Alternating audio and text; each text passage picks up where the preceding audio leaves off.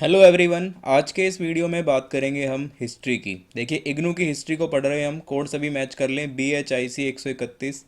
हिंदी में कहते हैं भारत का इतिहास प्रारंभ से 300 ईस्वी तक। तो इसको पढ़ रहे हैं हम। आज हम बात करेंगे 16वें चैप्टर की। इससे पहले मैं बता दूं आपको, जिन बच्चों ने हाल ही में BAG में एडमिशन लिया है और डिसिप्लिन में उन्होंने हिस्ट्री और पोल साइंस को चुना है, डिसिप्लिन सब्जेक्ट लिए हैं, तो पोल साइंस का सिलेबस पूरा कवर करा दिया गया है और हिस्ट्री का सिलेबस आपका ऑलमोस्ट समाप्ति पर है। ये 16वां चैप्टर है, इसके बाद 2 चैप्टर और बचते हैं आपके और आपका सिलेबस कंप्लीट हो जाएगा। तो 15 चैप्टर इसके हम पढ़ चुके हैं। जिन बच्चों ने उनको नहीं देखा है वो चैनल की प्लेलिस्ट में जाके डिटेल से बने हुए चैप्टर हैं, उनको देख सकते हैं। 16वां चैप्टर हमारा है कृषक बस्तियाँ, कृषक समाज एवं नगरीय केंद्रों का विस्तार। ये हमारा चैप्टर है। बेसिकली इस चैप्टर के अंदर हम बात करते हैं प्रायद्वीपीय भारत की, कि प्रायद्वीपीय भारत जो था उसमें किस प्रकार कृषक बस्तियां थी, क्या उनका कार्य था, कैसे उनका विस्तार हुआ। तो इसको हम डिटेल से पढ़ेंगे। इंस्टा पे आप सभी मुझे फॉलो कर सकते हो। अभी क्वेरी या क्वेश्चन है तो यहाँ पर आप मुझसे पूछ सकते हो। यूज़र नेम आपके सामने है, नीरज स्नातक के नाम से मेरा यूज़र नेम है। टेलीग्राम पे जाके आप इस ग्रुप को ज़रूर ज्वाइन करें। @एकलव्य स्नातक 1 के नाम से ग्रुप है। देखिए, इस ग्रुप को ज्वाइन करने के आपके काफ़ी सारे फ़ायदे हैं। एक तो वीडियो में जो आपको पढ़ाया जाता है ना, उसके नोट्स उपलब्ध होते हैं वेबसाइट पे, जिसका लिंक हम इस ग्रुप के अंदर प्रोवाइड कर देते हैं और यहाँ से आप उनको डिटेल से पढ़ सकते हैं। प्लस कुछ बच्चों को वीडियो की नोटिफिकेशन नहीं आती है, तो यहाँ से वीडियो को देख सकते हैं। और भी जो भी इन्फॉर्मेशन होती है, जैसे DU से रिलेटेड हो गई, सोल से रिलेटेड हो गई, इग्नू से रिलेटेड होगी, उसके ऊपर जो भी वीडियोस बनाई जाती है, जो इन्फॉर्मेशन होती है, वो इस ग्रुप के अंदर शेयर कर दी जाती है। तो आप इसको ज़रूर ज्वाइन करें। चलिए स्टार्ट करते हैं। देखिए, प्रायद्वीपीय भारत की बात करते हैं हम। इसके अंदर लास्ट वाला चैप्टर जो था, 15वां चैप्टर, उसके अंदर हमने बात की थी प्रायद्वीपीय दक्कन की, ठीक है, तमिल की। इसकी बात की थी कि वहाँ पर किस प्रकार का प्रशासनिक ढांचा था, किस प्रकार का राज्य वहाँ पर चलता था। एक चीज़ और मैं आपको क्लियर कर दूं कि प्रायद्वीपीय भारत जो था ना, वो उत्तर भारत से अलग है। आपको पता हो तो भारत का जो नीचे वाला नक्शा होता है ना, इस टाइप का, ये जो एरिया होता है, ये महाराष्ट्र से लेके ये कर्नाटक, तमिल वगैरह, जो ये सारा एरिया कौन सा है, ठीक है, ये सारा एरिया जो है ना, ये प्रायद्वीपीय भारत कहलाता है। प्रायद्वीपीय भारत क्यों कहलाता है? क्योंकि ये 3 ओर से समुद्र से घिरा हुआ है, इसीलिए इसको प्रायद्वीपीय भारत कहते हैं। तो प्रायद्वीपीय भारत की हम बात करते हैं इतिहास में। तो देखिए, 5 प्रकार के क्षेत्रों में इसको बांटा गया था प्रायद्वीपीय भारत को ना। उस समय, किस समय की बात कर रहे हैं हम? मौर्योत्तर काल के बाद की बात कर रहे हैं, ठीक है, मौर्योत्तर काल के बाद की। तो उस समय क्या था कि 5 प्रकार के क्षेत्रों में भारत को बांटा गया था, प्रायद्वीपीय भारत को। क्षेत्रों के हिसाब से इनका विभाजन किया था। कैसे? देखिए, कुरिंजी कुरिंजी उनको कहा जाता था जहाँ पर पहाड़ और वन थे, यानी जो पहाड़ और वन वाला एरिया था उनको कहते थे क्या? कुरिंजी। मुल्लई मुल्लई किसे कहते थे? जहाँ पे कम ऊंची पहाड़ियाँ थी, ठीक है, कम ऊंची पहाड़ियाँ और बिखरे हुए वन थे। ये कह सकते हो कि वहाँ पर छोटी पहाड़ियाँ थी और बिखरे हुए वहाँ पे क्या थे? वन थे। उस एरिया को कहते थे मुल्लई। मरुतम कहते थे उपजाऊ कृषि का मैदान, यानी कि जहाँ पर कृषि अच्छी होती थी, फसल अच्छी पैदा होती थी, उस क्षेत्र को कहते थे क्या? मरुतम। उस जो उपजाऊ भूमि थी ना वहाँ की, उसे कहते थे मरुतम। नैतल कहते थे समुद्र के तट को, यानी जो एरिया समुद्र के तट के पास लगा हुआ था उसको कहते थे नैतल। वहाँ पर व्यापार करना आसान था। पता हो तो आपको, उस समय क्या था, समुद्र के रास्ते से व्यापार होता था। तो उस एरिया को क्या कहते थे? नैतल। पाले कहते थे शुष्क प्रदेश को, ठीक है, शुष्क प्रदेश, यहाँ पर वर्षा कम होती है, ठीक है, उसे कहते हैं क्या? शुष्क प्रदेश। पाले उसको कहा जाता था। तो इस प्रकार से 5 प्रकार में जो एरियाज थे, जो क्षेत्र थे, उनको विभाजित किया गया था उस समय। आगे बढ़ते हैं। प्रायद्वीपीय भारत में कृषि का प्रमाण। देखिए, प्रायद्वीपीय भारत में जब कृषि का प्रमाण मिलता है ना, कि कृषि कब से स्टार्ट हुई वहाँ पर, तो नवपाषाण युग से मिलता है। यानी नवपाषाण युग के दौरान से कृषि वहाँ पर देखने को मिलती है। कृषि वहाँ पर होती थी नवपाषाण युग से। इस नवपाषाण युग के समय से इतिहासकारों ने ऐसा अंदाज़ा लगाया है कि वहाँ पर खेती होती थी, जिसमें करते क्या थे लोग? मोटे अनाज उगाते थे वो। क्या करते थे वो? मोटे अनाज उगाते थे। मोटे अनाज में ऐसे बाजरा हो गया, ठीक है, जौ हो गया, इस प्रकार के अनाज उगाते थे। दलहन उगाते थे। तो इस प्रकार की वो लोग खेती करते थे। लोह युग का आरंभ भी इसी समय माना गया, कि इस समय लोह युग भी लोह युग भी जो है वो स्टार्ट हो गया था। लोह युग यानी लोहे का प्रयोग करना लोगों ने सीख लिया था। लोहे का प्रयोग कैसे किया जाता है, लोहे के क्या फ़ायदे हैं, क्या नुकसान है, वो सब उस समय से ही लोगों ने सीख लिया था। और जब लोहे का प्रयोग हुआ ना तो तकनीकी में विस्तार हुआ, तकनीकी में विस्तार हुआ, यानी कि लोहे का फाल खुदाई के उत्खनन के दौरान मिला है, लोहे का फाल मिला है, कुदालियाँ मिली है, ठीक है, ये सब चीज़ें मिली हैं, जिससे क्या पता चलता है कि वो अ, जान गए थे कि तकनीकी के द्वारा खेती कैसे की जाए, जिससे खेती का भी विस्तार हुआ। ठीक है, लोहे की फाल मिले, उससे क्या करते थे वो लोग, जंगलों को काटना आसान हो जाता था, खेती करने के लिए ज़्यादा एरिया मिलता था। तो लोहे की तकनीक, लोहे से क्या हुआ, तकनीकी में विस्तार हुआ। दक्कन और दक्षिण भारत में धान की खेती, देखिए धान जो थी ना, धान की फसल प्रमुख फसल थी इनकी। दक्कन और दक्षिण भारत की जो फसल थी वो मुख्य फसल धान थी। धान और गन्ना ये दो इनकी फसल थी जो इनकी मुख्य फसल थी। और इन फसलों से खेती का विस्तार हुआ था, यानी विस्तार का मतलब ये है कि ये अधिक एरिया पर खेती कर पाते थे। ठीक है, पहले ये कुछ छोटे एरिया पे खेती करते थे, लेकिन लोहे के प्रयोग से तकनीकी में विस्तार हुआ तो इनको एरिया अच्छा मिलने लगा, एरिया बड़ा मिल गया इनको, है ना, जंगलों की कटाई करना आसान हो गया इनके लिए, तो इनको एरिया अच्छे मिलने लगा। तो इससे क्या हुआ, खेती का विस्तार हो गया, यानी अधिक भूमि पर खेती की जाने लगी। कृषि के विस्तार के कारण जनसंख्या में वृद्धि हुई। देखिए जब कृषि का विस्तार हुआ तो उससे क्या हुआ, जनसंख्या में भी वृद्धि हुई। धीरे धीरे क्या हुआ, जनसंख्या वृद्धि होती रही। जनसंख्या वृद्धि से क्या हुआ, बस्तियों का विस्तार होना स्टार्ट हो गया, यानी बस्तियां बड़ी होने लगी। यानी पहले जहाँ 100 लोग रहते थे वहाँ धीरे धीरे जनसंख्या वृद्धि हुई तो 150 लोग रहने लगे। और जब 150 लोग रहेंगे तो क्या होगा, उनको ज़्यादा एरिया चाहिए होगा रहने के लिए। तो इस प्रकार से क्या हुआ, बस्तियों का विस्तार होने लगा, जिससे क्या हुआ, बस्तियों का फैलाव। देखिए वही बात आ गई, बस्तियों का फैलाव यानी उनका क्षेत्र का विकास होने लगा, है ना। यानी कि जब जनसंख्या में वृद्धि होती है तो क्षेत्र का फैलाव तो होएगा ही, क्षेत्र तो अधिक चाहिएगा रहने के लिए। मान लीजिए जहाँ 50 लोग रह रहे हैं और वहीं पर जनसंख्या में वृद्धि होकर के 100 लोग हो जाए तो 100 लोगों को रहने के लिए ज़्यादा एरिया चाहिए होता है ना। तो इस प्रकार से क्या हुआ, बस्तियों का विस्तार होने लगा। अब ये जो बस्तियों का प्रसार था ना वो किन चीज़ों पर टिका हुआ था, देखिए नदी घाटी में बस्तियों का घनत्व बढ़ने लगा। ठीक है, छोटी सी नदी घाटी में बस्तियों का क्या हुआ, घनत्व बढ़ने लगा, यानी ज़्यादा एरिया जो था वो चाहिए, ज़्यादा एरिया की रिक्वायरमेंट होने लगी रहने के लिए। तो धीरे धीरे क्या हुआ, बस्तियों का घनत्व बढ़ने लगा। लोहे के औजारों और उपकरणों का व्यापक पैमाने पर प्रयोग होने लगा था, यानी लोहे का प्रयोग उस समय के लोग करना सीख गए थे, तो विभिन्न प्रकार के औजार बनाते थे, जिससे क्या होता था, जंगलों की कटाई करना आसान था। विभिन्न प्रकार के उपकरणों का प्रयोग करना वो सीख गए थे। लोहे के फाल, जैसे कि लोहे का फाल मैंने अभी आपको बताया उत्खनन से मिला है, वो खुदाई के दौरान मिला है लोहे का एक फाल। तो उनसे पता क्या चलता है कि इन लोगों को जानकारी हो गई थी कि लोहे के औजारों से जंगलों को काटना आसान है और जंगलों की कटाई करके हम ज़्यादा एरिया कवर कर सकते हैं खेती करने के लिए, रहने के लिए। तो इससे क्या हुआ था, इससे क्या हुआ, बस्तियों का प्रसार होने लगा, यानी बस्तियों का फैलाव होने लगा। दस्तकारी विशेषज्ञता का विकास, धीरे धीरे क्या हुआ, लोग दस्तकारी में भी निपुण होने लगे। दस्तकारी यानी हाथ से किए किए जाने वाले जो कार्य थे उनमें भी लोग निपुण होने लगे। सिंचाई का समुचित प्रबंध हुआ करता था, जिससे क्या होता था, कृषि अच्छी हो पाती थी। और जब कृषि अच्छी होगी तो उत्पादन अच्छा होगा। ठीक है, उत्पादन अच्छा होगा तो क्या होगा, बस्तियों का प्रसार होगा, बस्तियों का विकास होगा। अधिक उपज देने वाली आर्द्र भूमि थी। ठीक है, आर्द्र भूमि यानी कि जो जो समुद्र के आसपास की जो भूमि होती है ना उसे कहते हैं आर्द्र भूमि है, यानी नमी वाली भूमि होती है वो, नमी वाली भूमि जिस पर धान की उपज अच्छी उगती है। तो ऐसी भूमि प्रायद्वीपीय भारत के लोगों को प्राप्त थी जिस पे धान की अच्छी उपज होती थी, जिससे क्या होता था, बस्तियों का प्रसार होता था, बस्तियों का फैलाव होता था।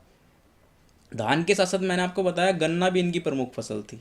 तो आपको याद रखना है कि प्रायद्वीपीय भारत के दक्कन के और तमिल के जो लोग थे उस समय के मौर्योत्तर काल के बाद के, उनकी जो प्रमुख फसल थी वो क्या थी, धान थी और गन्ना थी। देखिए लोहे के फाल वाले हल से खेती की जाती थी, लोहे का जो फाल हुआ होता था उससे खेती की जाती थी। ठीक है, बैलों और भैंसों को जोतने के काम में लगाया जाता था। ठीक है, अगर आपने पुरानी कोई फिल्में देखी हो तो बैलों और भैंसों के पीछे कुछ इस प्रकार का हल टाइप का सा बना होता है ना, उसे कहा गया है इन्होंने लोहे का फाल, उससे खेती करते थे और बैलों और भैंसों को वो जोतने के काम में लगाते थे। नदी का पानी उन्हें आसानी से मिलता था तो वो नदी के पानी को क्या करते थे, छोटी नालियों के द्वारा खेतों में ले आते थे। यानी टेक्नोलॉजी उनको यूज़ करनी आ गई थी, उन्हें प्रयोग करना भरपूर आ गया था कि नदियों के पानी को हमें किस प्रकार से प्रयोग करना है खेतों में। तो इस प्रकार से वो अपने खेतों में नदियों के पानी को नालियों की सहायता से पहुंचाते थे। जिससे क्या हुआ, सिंचाई का समुचित प्रबंध होने लगा था। ठीक है, जिससे कृषि अच्छी होती थी, फसल अच्छी उगती थी, उत्पादन अच्छा होता था। तो धीरे धीरे इससे क्या हुआ, बस्तियों का फैलाव होने लगा, बस्तियों का क्षेत्रीय विकास होने लगा। प्रमुख फसल मैंने आपको बता दी, धान थी और गन्ना थी। और उस समय के लोगों को मौसम की भी भरपूर जानकारी थी, यानी मौसम की इनको जानकारी थी और मौसम के हिसाब से ही ये फसल उगाते थे अपनी। ठीक है, जो इनकी फसल हुआ करती थी ये मौसम के हिसाब से उगाते थे। इनको जानकारी थी कि किस प्रकार के मौसम में किस प्रकार की फसल अत्यधिक उपज देगी, तो इनको जानकारी थी इसकी, जिससे क्या होता था, बस्तियों का विकास होता था। ठीक है, बस्तियों का फैलाव होता था। देखिए, भू राजस्व प्रमुख स्रोत था आय का उस समय। भू राजस्व यानी भूमि से मिलने वाला जो राजस्व था ना, भूमि से, भू राजस्व का मतलब होता है भूमि से प्राप्त होने वाला राजस्व, यानी भूमि से प्राप्त होने वाला जो टैक्स है, वो उस समय राजा की आय का प्रमुख स्रोत था। प्रशासनिक ढांचा हम लास्ट वीडियो के अंदर डिस्कस कर चुके हैं, अगर आपने नहीं देखा है तो उस वीडियो को जरूर देखें। प्रशासनिक ढांचे में क्या था, राजा जो था सर्वोच्च था, है ना। राजा सर्वोच्च हुआ करता था, सबसे जो ऊपर का पद था वो राजा का था। राजा के सारे नीचे उसके अधिकारी काम करते थे और राजा का ही काम था निर्णय लेने का। तो राजा की जो आय थी वो किससे थी, भू राजस्व थे से थी, है ना। या ये कह लो कि उस समय जो राज्य की आय हुआ करती थी वो भू राजस्व से सबसे ज़्यादा थी। भू राजस्व में क्या आता है, भूमि भूमि कर, और जो कृषि यानी कि जो खेती उस पर की जाती थी ना, उस पे जो कर लगता था, उससे जो वसूली मिलती थी वो प्रमुख आय के रूप में काम करती थी। किसके लिए, राज्य के लिए और राजा के लिए। राजस्व की वसूली के लिए एक संगठित तंत्र को बनाया गया था, यानी एक पूरा विभाग बनाया गया था। जैसे आज के समय इनकम टैक्स विभाग बनाया हुआ है ना वसूली करने के लिए, ऐसे ही उस समय भी एक तंत्र बनाया गया था जो वसूली करता था, यानी कि जो भूमि कर वसूल करता था। और भू राजस्व वसूली के लिए भद्र और नम्र दोनों तरह का व्यवहार जो है उन लोगों के द्वारा किया जाता था। यानी कि अगर कोई नम्र तरीके से भूमि कर नहीं दे रहा है, कृषि कर नहीं दे रहा है, तो भद्र व्यवहार की अनुमति भी उनको थी। यानी आप समझ सकते हो कि जो जिस प्रकार से इनकम टैक्स डिपार्टमेंट आज के समय में काम करता है ना, तो उस समय भी एक तरीके से ऐसा ही विभाग था जो काम करता था भू राजस्व की वसूली के लिए। तमिल समाज की यदि हम बात करें तो तमिल जो समाज था वो एक आदिवासी समाज था। ठीक है, आदिवासी समाज था, गोत्र, ठीक, गोत्र पे आधारित था, कबीले पर आधारित था। आप समझ पा रहे होंगे, कबीले, गोत्र, इन सब पर आधारित आदिवासी समाज था। उस समाज में क्या था, गण चिन्ह, पूजा, नातेदारी, नातेदारी संगठन, जनजाति पूजा, ये सारी प्रथाएं जो विद्यमान थी, पुराने रीति रिवाज, आप कह सकते हो जितने पुराने रीति रिवाज थे वो उस आदिवासी समाज के अंदर विद्यमान थे।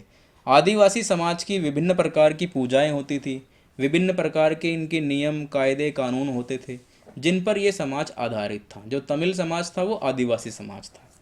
कृषि में परिवर्तन धीरे धीरे जब होने लगा, जैसे कृषि की सहायता से क्या हुआ, क्षेत्रीय विकास होने लगा, जनसंख्या में वृद्धि होने लगी, तो धीरे धीरे समाज भी जो है वो जटिल होता चला गया, यानी समाज में परिवर्तन होता चला गया धीरे धीरे।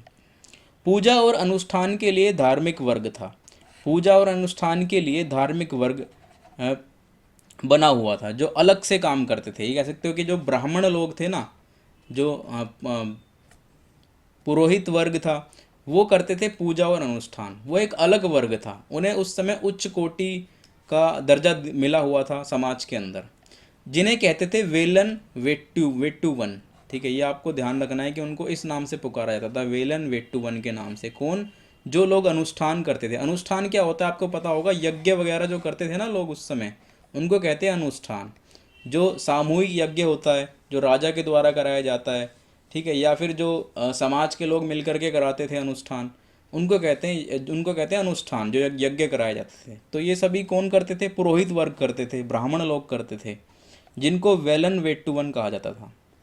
संगम कविताओं में, जो संगम कविताएं हैं ना, उसमें बहुत कुछ पढ़ने को मिला है तमिल समाज के लिए। उसमें ये भी मिला कि सामंत कृषक थे ना, जो बड़े कृषक थे, बस्तियों में किसानों का शोषण करते थे। वो क्या करते थे, बस्तियों में किसानों का शोषण करते थे। इसका वर्णन मिला है, किसमें मिला है, संगम कविताओं में मिला है। यानी जो सामंत कृषक थे, जो बड़े कृषक थे, वो क्या करते थे, छोटे कृषक को, छोटे किसानों का शोषण करते थे। ठीक है, उन पे उनको उनकी विभिन्न प्रकार की उनकी जो आपसी झगड़े थे वो चलते थे, आप ये कह सकते हो। दक्कन समाज की बात करें, दक्कन समाज के अंदर सनातन धर्म भी था, बौद्ध धर्म भी था और जैन धर्म भी था। देखिए बेसिकली इस चैप्टर के अंदर हम प्रायद्वीपीय भारत को डिस्कस कर रहे हैं। प्रायद्वीपीय भारत के अंदर हमने तमिल को डिस्कस कर लिया, तमिल समाज कैसा था। फिर दक्कन भारत को, दक्कन का भारत जो था उस समय काफ़ी इंपॉर्टेंट था मौर्योत्तर काल के बाद, ठीक है, इसीलिए हम इनको डिस्कस कर रहे हैं। दक्कन का जो समाज था उसके अंदर सनातन धर्म भी था, बौद्ध धर्म भी था और जैन धर्म, यानी तीनों धर्म थे उस समय उसके अंदर। और तीनों धर्म के अनुयायी थे, यानी जो फॉलोअर्स थे ना, वो तीनों धर्मों को मानने वाले लोग थे उस समय, फॉलोअर्स कहते हैं उन्हें। सातवाहनों ने वैदिक धर्म का संरक्षण किया। लास्ट वीडियो में मैंने आपको बताया था कि जो सातवाहन थी, सातवाहन एक प्रकार की जाति थी, उन्होंने वैदिक धर्म को अपनाया था और वैदिक धर्म का संरक्षण किया था। जो सातवाहनों के राजा थे और रानियाँ थे वो विभिन्न प्रकार के यज्ञ करवाते थे, बड़े बड़े राजा जो थे, यानी ब्राह्मण धर्म को इन्होंने, सनातन धर्म को इन्होंने अपनाया था और वैदिक वैदिक धर्म का इन्होंने संरक्षण किया था। इस क्षेत्र में बौद्ध धर्म का एक लोकप्रिय आंदोलन, बौद्ध धर्म एक लोकप्रिय आंदोलन के रूप में फैला था। दक्कन के अंदर बौद्ध धर्म उस समय एक आंदोलन के तौर पर फैला था। लोग धीरे धीरे इससे काफ़ी मात्रा में जुड़े थे, लोग इससे लोगों के बीच ये लोकप्रिय हो गया था, ये कह सकते हो आप, ठीक है। ये धर्म काफ़ी लोकप्रिय था उस समय। इस धर्म में जो थे, यानी बौद्ध धर्म में जो थे, वो अधिकांश व्यापारी और दस्तकारी थे। जितने भी व्यापारी थे, दस्तकारी थे, वो सभी बौद्ध धर्म से जुड़े हुए थे। समाज जो था वो 4 वर्गों में बटा हुआ था, ब्राह्मण, क्षत्रिय, वैश्य, शूद्र, 4 वर्गों में बटा हुआ था समाज। लोगों को उनके व्यवसाय के अनुसार संबोधित भी करने की प्रथा थी, यानी जो लोग जो काम करते थे ना, उस काम से उनको बुलाते थे। जैसे हलक बोलते थे हलवाहे को, गोलिक बोलते थे गडरिये को। गडरिये कौन होते हैं? गडरिये जो बकरियां वगैरह रखते हैं, बकरी चराते हैं, ये सारा काम जो करते हैं ना, वो गडरिये होते हैं, तो उनको गोलिक कहते थे।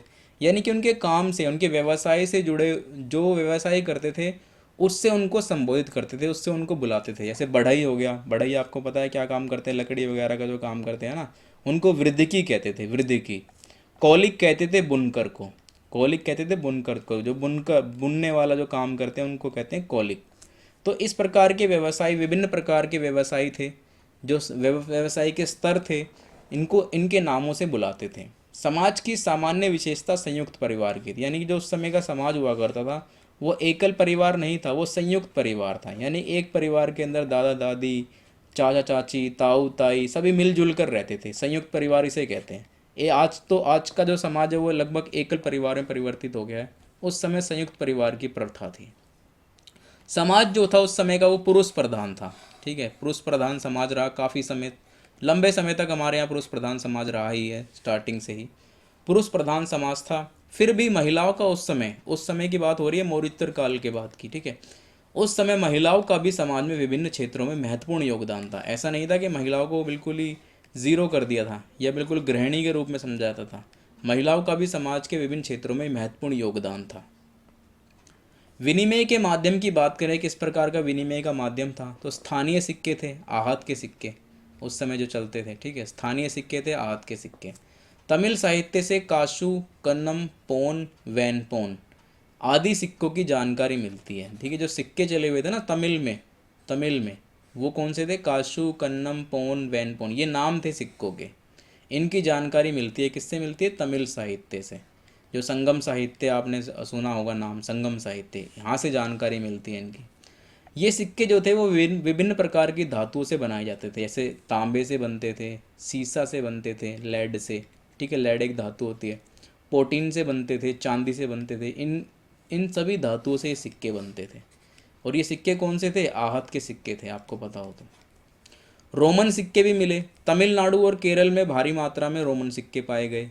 तमिलनाडु और केरल से मिले, खुदाई के उत्खनन के दौरान काफ़ी सारी चीज़ें मिली, जैसे लोहे के फाल मिले, कुदालियाँ मिली, ठीक है, सिक्के भी मिले, तो रोमन सिक्के भी वहाँ से मिले। रोम, इससे पता चलता है कि रोम से भारत का व्यापार था उस समय, है ना, भारत के लोग रोम जाते थे, रोम के लोग भारत आते थे, यानी इन दोनों का आपसी व्यापार था। रोमन सिक्के, आहत सिक्के, यानी आहत सिक्के कौन से थे? भारत के थे, रोमन सिक्के रोम के थे। दोनों देश साथ साथ प्रचलित थे। इससे एक चीज़ और पता चलती है कि जो उस समय समकालीन थे ये सिक्के एक दूसरे के। समकालीन का मतलब होता है कि जैसे आज के समय यहाँ रुपया चल रहा है, अमेरिका में क्या चल रहा है? डॉलर चल रहा है, तो ये एक दूसरे के क्या है? समकालीन है, एक समय में यूज़ हो रहे हैं ना, ये इसीलिए जो आहत के सिक्के और रोमन के सिक्के थे वो दोनों देशों में उस समय के समकालीन थे, दोनों देशों में साथ साथ प्रचलित थे। और इनका भार, जब इनका भार नापा गया तो वो भी एक जैसा भार था, यानी इनमें जो वजन था, जो वेट था, वो भी एक जैसा था रोमन सिक्के में और भारत के आहत के सिक्के में। तो ये हमने डिस्कस किया प्रायद्वीपीय भारत के दक्कन को और तमिल को। इसके बाद हम पढ़ेंगे नेक्स्ट चैप्टर को। यहाँ पर हमारा ये चैप्टर 16 ख़त्म हो जाता है। मिलते हैं नेक्स्ट चैप्टर में, चैप्टर 17 के साथ। तब तक के लिए वीडियो को लाइक कीजिए, चैनल को सब्सक्राइब कीजिए। धन्यवाद।